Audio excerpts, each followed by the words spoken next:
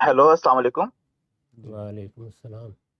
गामदी साहब, मेरा सवाल आपसे एक तो ये है कि जब हम तशहद में बैठते हैं और जब हम मतलब वो उंगली उठाते हैं, तो ये कहाँ से है, हम क्यों ऐसा करते हैं, और फिर मुख्तलिफ लोग का मुख्तलिफ रवैया है इसमें। कुछ लोग मुस्तकिल उठाए रखते हैं, कुछ लोग ऊपर नीचे करते रहते हैं।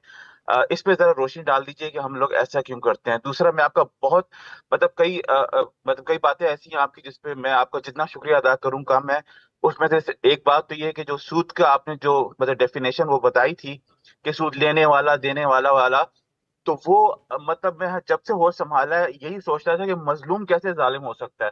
उस पर आपका बहुत शुक्रिया कि आपने जिस फसाहत और बलागत के साथ वो चीज बताई है। बहुत शुक्रिया अदा करता हूँ, बहुत शुक्रिया। अस्सलाम वालेकुम। शुक्र तो अल्लाह ही का अदा करना चाहिए। अगर कोई हिदायत मिली है, बात वाज़ेह हुई है, तो हम लोग तो खुद्दाम हैं। हमने कोई खिदमत की, हम भी अल्लाह के शुक्रगुज़ार होंगे, आप भी अल्लाह ही के शुक्रगुज़ार हो। बंदे को अपनी सारी मोहब्बत, सारा ताल्लुक़, सारे जज्बात अपने रबी के साथ ख़ास रखने चाहिए और हर लहजे उसी का शुक्र अदा करना चाहिए। सवाल क्या था इनका तशद्दुद पहले? में उंगली उठा।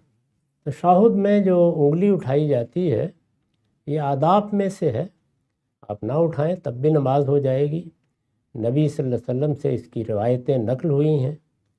ये लाजिम नहीं है लेकिन आदाब में से है, और नमाज आप उसके पूरे आदाब का लिहाज करके पढ़ेंगे तो अच्छी नमाज होगी।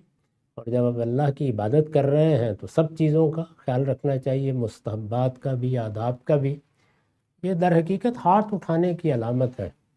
इसीलिए रसूलुल्लाह सल्लल्लाहु अलैहि वसल्लम जब तक दुआएं करते रहते थे, रवायतों से मालूम होता है कि उंगली उठाए रखते थे। हम जब दुआ कर रहे होते हैं तो बिलमूम अलामत के तौर पर हाथ उठा लेते हैं इस तरह से, गोया अल्लाह ताला के सामने हमने अपनी झोली फैला दी है। तो ये हाथ उठाना उसकी अलामत है। जब तशाहुद पे बैठे हैं तो वहाँ दो जानू बैठने के लिए एक हैत तय कर दी गई है। उस हैत में हाथ नहीं उठाए जा सकते, तो उसकी अलामत के तौर पर उंगली उठा ली जाती है। और जब तक आप दुआ करते रहते हैं उठाए रखते हैं, यही इसकी हकीकत है।